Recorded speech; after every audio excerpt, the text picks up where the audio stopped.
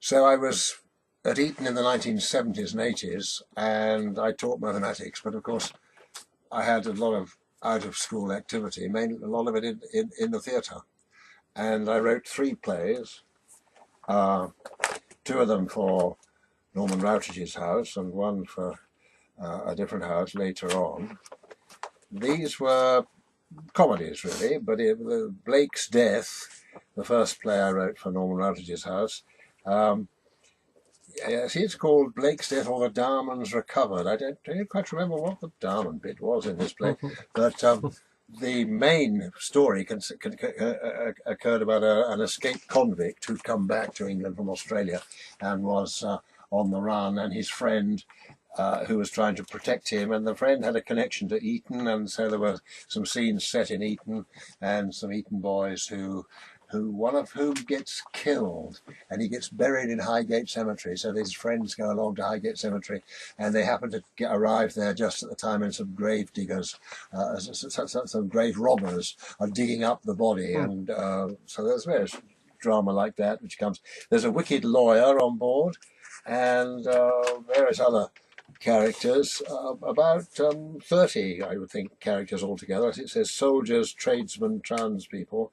How many I've written in there, but there must be 25 sort of people on the script here, and yeah, it went down very well, I think. And so, when you were thinking about writing this, what was your inspiration? I mean, Blake's Death. Well, yeah, Blake is the name of the convict who comes into the play. A convict, a convicted forger. That's right. That's who he is. And so there's a wicked solicitor in the play as well, who later gets his comeuppance. Mad Jenny, an eccentric old woman, Murdoch and Fosdyke, the resurrection men, providers of bodies for anatomical study.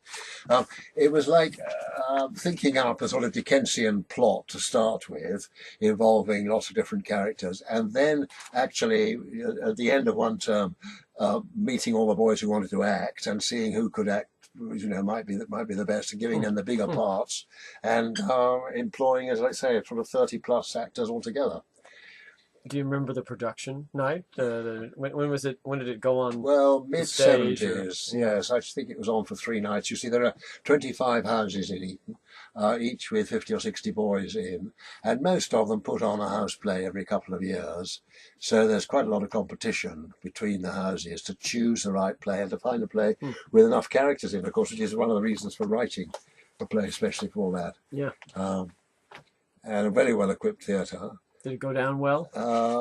I think it went down pretty well, yes. I think I probably got a review of it somewhere. But the next play that I wrote for Routage's house was called the Fight for the Crystal Crown. This was a Prisoner of Zenda look-alike, in which a party of schoolboys taken by their schoolmaster from England end up in Ruritania or some country possibly called Routledge-tania, I don't, at that time, and one of the boys, of course, turns out to look exactly like the Crown Prince, who is being threatened with revolution in the court, and we have an Archbishop, a Dowager Queen, Prince Rupert, the King's nephew, the Princess, the Foreign Minister, Countess, the Minister of State, and then the Japanese ambassador, because there was a Japanese boy in the house.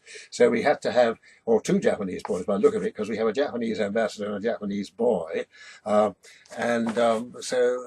these characters were written up to fit the available talent. You're kind of like a Shakespeare of sorts, aren't you? Where you kind of work with your actors and you write the stories. I think he did, yes. Yeah, yes. He kind of did that, didn't he? Right? I mean, he must have done. He rewrote his plays to suit who was and each Shakespeare play, I think, can be acted by 18 people. Some of them doubling sometimes.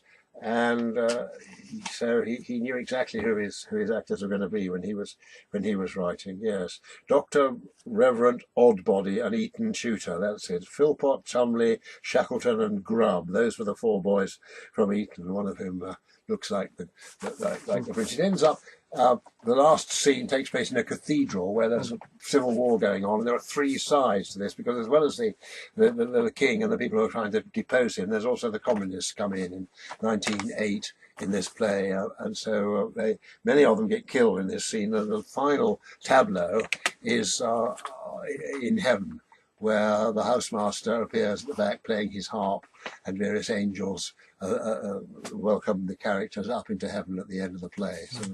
So was there any boys in this who went on to become famous or anything like that? I'm sure there are. I can't immediately identify them. Perhaps if any of them watch this, they can put themselves on YouTube and claim. You pointed out to me that there was a pretty critical review of this. Mr. Butler is no longer the only producer in Eton with the courage to stage something entirely of his own invention, but sadly his latest play lacked some of the originality of his last such play, Blake's Death. Oh, well, at least they praised the other one. In this reworking of The Prisoner of Zenda, relocated in Butler, it says here, several new characters, including 4 Etonians and their bewildered tutor, and a quartet of angels, yes. Can we please see more housemasters on stage after this tremendous debut? That was when Norman was playing his harp in the scene in heaven at the end. No, I think it went down quite well.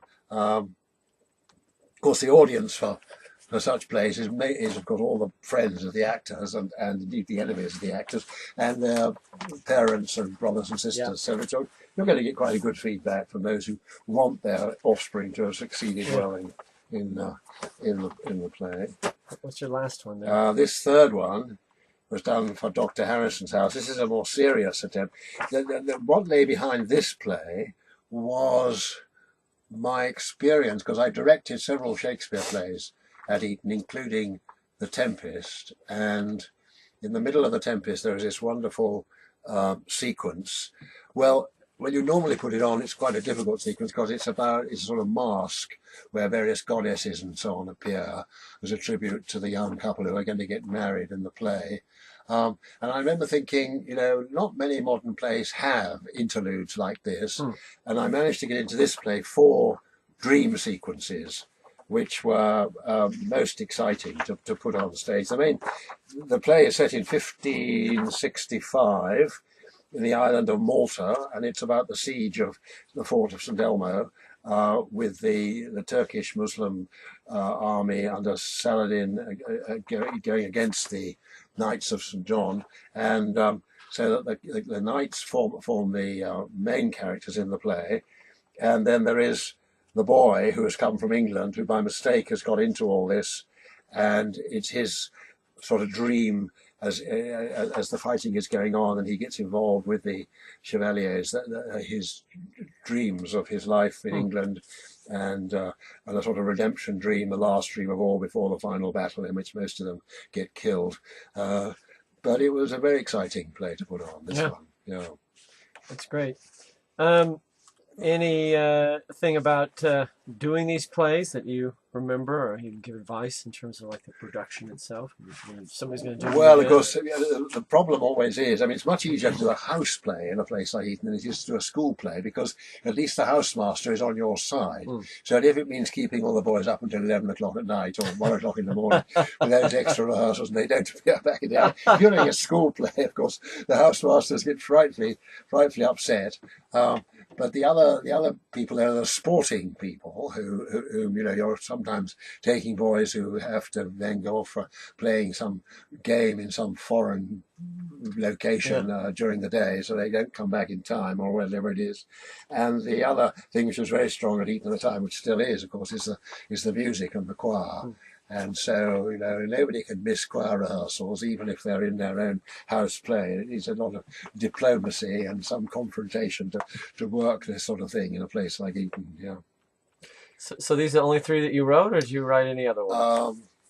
I think I wrote quite a number of small things for studio stuff, but one of the great things that happened in the 1970s at Eton was that with encouragement, more and more boys started writing their own stuff. And for instance, I remember one production of where the drama workshop said, "Oh, can't we do a pantomime?" So I said, "Well, yeah, let's do a pantomime." And they said, "Well, we want to write it and we want to rehearse it," and I had to carry the can for it, of course, because for the rest of the thing. So when it came to the chaos in the theatre, or the chaos indeed in the outside, because they were performing in this thing, then it's all I had to defend them against their tutors and their this bit. But that was a great success, and largely written by a couple of people who've become very famous since then. Craig Brown, who writes for the newspapers and magazines and so on, and has his own theatre world now, and Nicholas Coleridge, who's the chairman of Condé Nast, and and a novelist, and these two tremendously creative when they were teenagers, setting up something like that. They carried a lot of very original stuff around, and provocative as well, which took some defending. All right. Well, thank you very much, Tony. Not at all. Hello. Da, da, da, da, da, da. Hello, hello, hello.